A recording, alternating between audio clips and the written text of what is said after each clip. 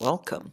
We're part of the Quality Assurance Department at the ICAEW and would like to present our review of the audits undertaken at two companies, D. Merton and Rapston Hotels. Starting with D. Merton. D. Merton were a large successful listed company that sells radar systems to other companies and governments globally. While they have enjoyed massive success in the past thanks to the revolutionary S1 systems, they recently faced two big hits. Firstly, D. Merton's CEO and their global sales director have both been recently arrested for bribery charges to secure sale contracts for the company. Secondly, they suffered a major IT hack causing the leakage of their new S1D designs and thus losing numerous sales contracts. These events occurred due to the major faults of the performance of the audit of TYSL accountants and the D. Merton board. On top of missing out on the family links, the audit team also failed to identify that bribery payments were being made over the last couple of years through the IT system upgrade due to their lack of professional skepticism.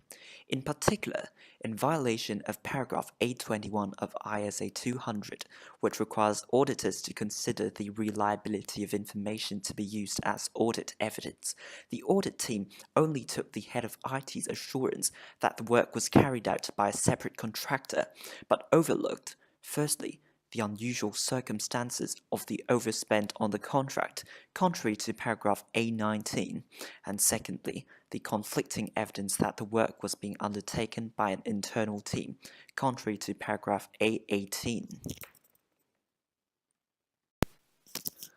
Finally, regarding the valuation and impairment of the firm's key technology, S1, the senior audit partner failed to exercise professional judgment as he failed to evaluate whether sufficient appropriate audit evidence had been obtained, contrary to paragraph 823.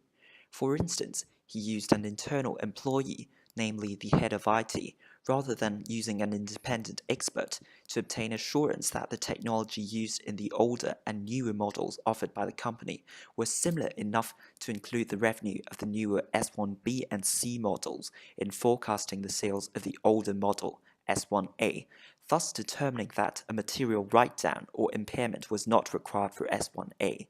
By doing so, he neglected the potential conflict of interest and failed to obtain appropriate audit evidence.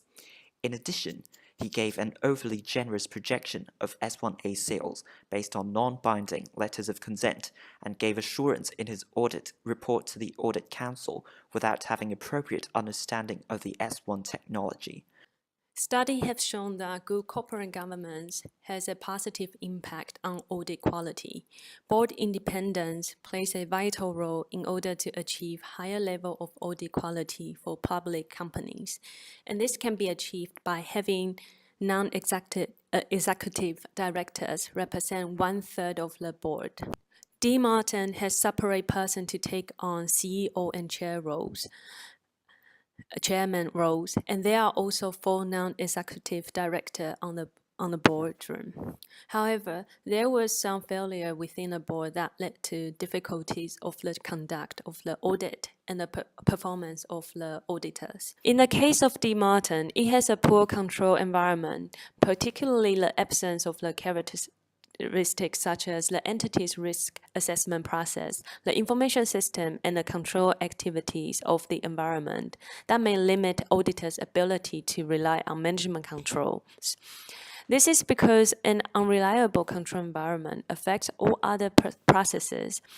It is therefore better for auditor to use a substantive procedure if there is a poor corporate governance, as a method is designed to detect material misstatement at the assertion level.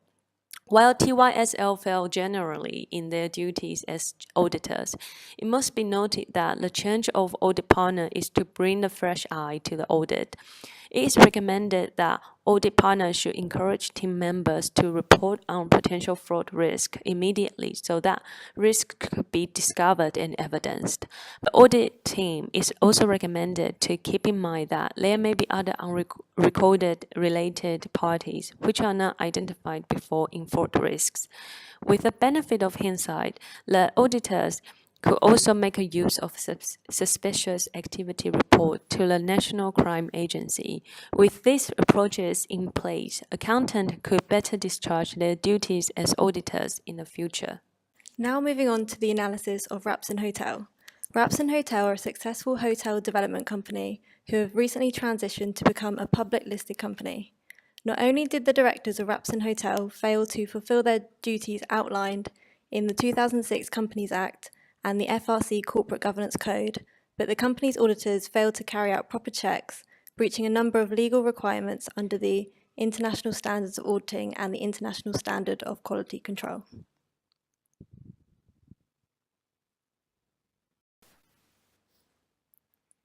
In assessing the audit quality, we must first look at the overall audit sign-off. In the case of Rapson Hotel, the Holt family requested the audit be completed quicker than usual to fit in with their own IPO timetable. All audit work papers and key documentation must be reviewed by a senior member and the engaged audit partner prior to signing off on the audit report. In this case, Will Jackson signed off on the audit without complete assurance.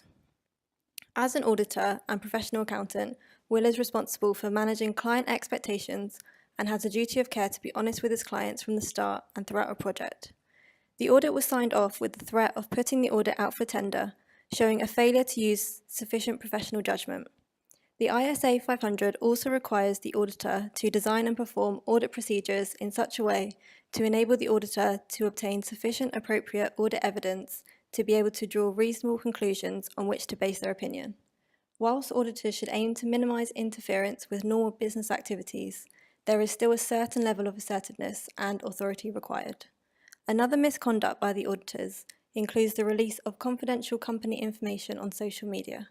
This shows failure to comply with the fundamental principle of professional behaviour under the International Ethics Standards Board of Accountants Code of Ethics, failing to avoid action that discredits the profession. Gemma Cole also failed to respect the confidentiality of information acquired as a result of professional and business relationships and not disclose any such information to third parties. Whilst these actions discredit the profession, it should be considered if removing her from the project reduces the quality of the final audit, as knowledge will be lost from the audit process. Another key audit failure was the ability to identify Rapson's liability in regards to the overseas investment. Failing to recognise key information shows a lack of professional scepticism in line with ISA UK 200. Information was overlooked by the auditors as a draft was accepted as sufficient evidence and assumptions were made when drawing to conclusions. Auditors should conduct work with a questioning mind and critically assess the audit evidence available through challenging contradictory audit evidence and the reliability of documents. Receiving information that two separate plots of land were bought just 3 days apart should have triggered the audit committee to investigate this further to gain confirmation. Initially, verbal confirmation can be gained through speaking to staff at Rapson Hotels to understand why this occurred, although this should be further backed up with physical documents confirming the two separate purchases of land for completeness, and because verbal confirmation is generally considered a weak source of audit evidence. Additionally, once contradictory information or fraud is suspected, the auditor should become inquisitive and consider any associated risks based on the materiality of the issue.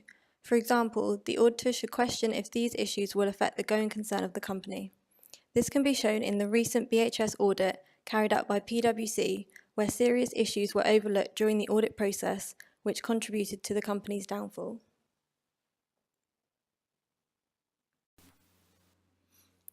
The Board of Directors, including their chair, executive and non-executive directors, all failed their duties prescribed under the UK Corporate Governance Code 2018 and their duties under the Companies Act 2006.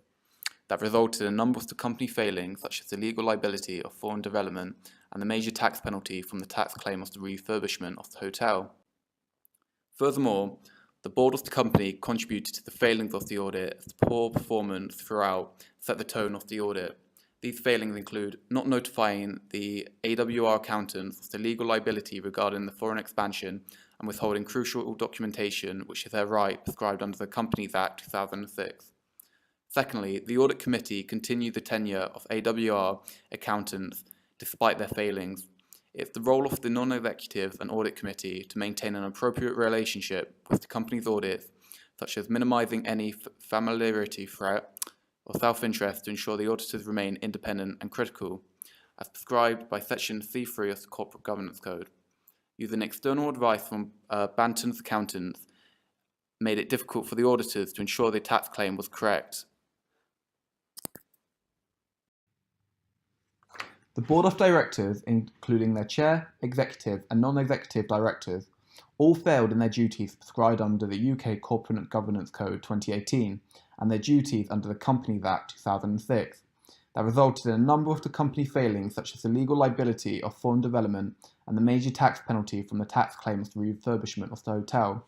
Some of these major failings include their chair, Philip Stafford, demonstrating poor leadership, failing to ensure the board was effective in its role prescribed under Section A of the UK Corporate Governance Code. Their non-executive directors, including Sarah Patton, Alex Simpson, Howard Turner and Chris Slater, all failed to constructively challenge the board of proposals such as the foreign expansion and the remuneration committee allowing the increase of Robert's bonus, which he had dictated, as prescribed by Section A4 and D1 of the Corporate Governance Code.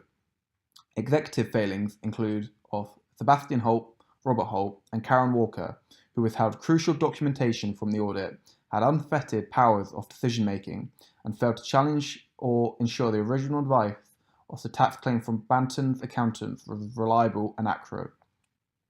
The board of the company contributed to the failings of the audit, as the poor performance of the board set the tone of the audit throughout. These failings include not notifying AWR accountants of the legal liability regarding the foreign expansion and withholding crucial documentation which should be their right as prescribed under the Companies Act 2006, Section 499. The Audit Committee allowed the continued tenure of AWR accountants despite their failings. It should be the role of the non-executive and Audit Committee to maintain an appropriate relationship with the company's audit, such as minimizing any familiarity threat or self-interest to ensure the auditors remain independent and critical, as prescribed under Section C3 of the Corporate Governance Code. And finally, using external advice from Banton's accountant made it difficult for the audit team to ensure the tax claim was correct. Another approach, as proposed by the CMA, is to introduce a joint audit regime, reducing any conflicts of interest, improving the overall standard of quality, and increasing accuracy. If a procedure like this had been used by TYSL or AWR, it is unlikely that the poor practices would have occurred. AWR and TYSL should also look to move away from a controls-based approach and focus on inspecting and verifying practices in line with regulation, and instead move towards a risk-based approach which would look to consider what risks the firm could be subject to. Performing a risk assessment requires deeper analysis of issues and consequences, and this is much more insightful than a control approach. Therefore, both TYSL and AWR should both look to change their audit approach, and the same can be said for other auditors, including the Big Four. In assessing the audits of D. Merton and Rapson Hotel, similarities can be found within the client's internal controls and corporate governance. While it is the auditor's duty to identify any risks to the business, this role can become more complex if internal controls are weak. D. Merton showed poor corporate governance through bribery and a hidden conflict of interest, and additionally, an unexperienced audit committee failed to put the audit out for retender, threatening the auditor's independence, and failed to challenge the auditor's misconducts, such as replacing a senior partner with a junior auditor. On the other hand, Rapson Hotel demonstrate improved corporate governance, with the exception of Sebastian, who single-handedly invested company money without board consent. This can be similarly shown by the 2001 Enron scandal, where codes of conduct and violations went unpunished by the board. D. Merton failed to seek assurance regarding the Premintel family links, technology impairment and bribery charges, relying on the words of the internal employees with self-interest, seeking minimal documentation or locating further evidence from external sources that would have been more reliable. While at Rapson Hotels, the audit partner signed off on the audit without it being fully complete due to the time constraints for the IPO, not seeking assurances over the tax claim, trusting the external specialist without getting internal confirmation, and not questioning the foreign expansion strategy of the company, with hidden documentation making the company legally liable for damages which they were unaware of. It's clear both companies failed in this key aspect, and they should seek more detail and evidence in the future. As for the external specialist comparison, IT heads report the urgent of the IT risk, yet they didn't bring external expertise to unify all IT system. Moreover, they did not use external specialist opinion on the valuation of its intangible asset. As a result, decided for the technology was stolen and overgenerous revenue forecast. On the contrast, at Rapston Hotel, the finance director sought external expertise and applied the aggressive tax reduction on the hotel refurnishment. However, the hotel did not verify the tax clause and application with its own tax specialist. As a result, a huge tax fine. The difference is that whether they got external advice. However, the similarity is that they all had a negative impact on businesses. Carillion's internal auditor was being questioned by the MP for their primary role to help the board to protect assets, reputation, sustainability of the organization. Both companies were caught in serious ethical breaches. As for TYSL accountants, the lack of independence under the leadership of the senior audit partner, who had wrongfully committed himself to the business interests of the client, was a major ethical concern. While AWR accountants were far more independent, their recklessness in their audits as they rushed to comply with the IPO schedule, as well as their failure to maintain confidentiality, are also ethical issues that auditors should seek to avoid.